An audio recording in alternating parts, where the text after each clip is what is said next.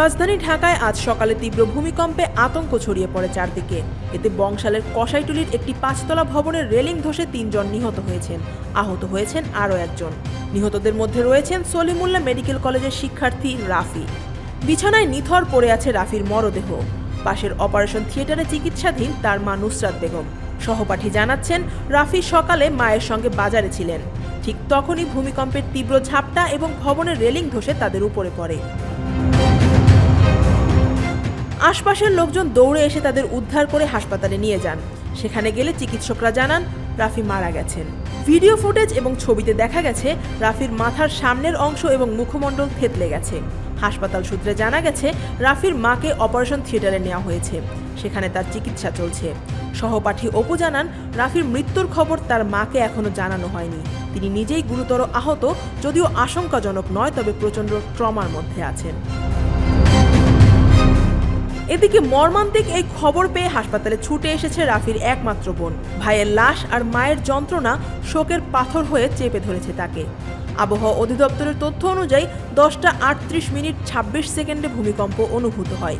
এর উৎপত্তিস্থল নরসিংদীর মাধবদ্বীপ। রিক্টার স্কেলে এর মাত্রা ছিল 5.7। এটি মধ্যম মাত্রার ভূমিকম্প। বংশাল থানার ডিউটি অফিসার জানিয়েছেন, ধসের ঘটনায় 3 জন মারা যান, তাদের মধ্যে একজন রাফি। অপর দুজনের পরিচয় এখনো জানা যায়নি। মৃতদেহগুলো সলিমুল্লাহ মেডিকেল কলেজ হাসপাতালে রাখা হয়েছে।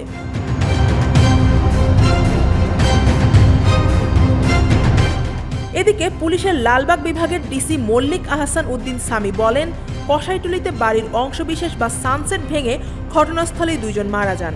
অপর আরেকজন হাসপাতালে নেয়ার পর মারা যান।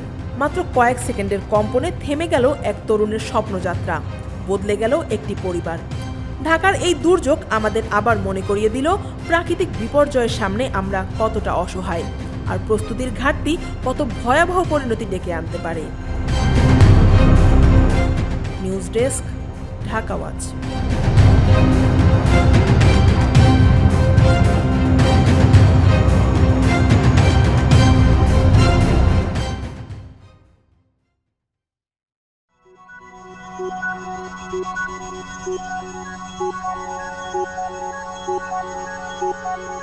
Thank you.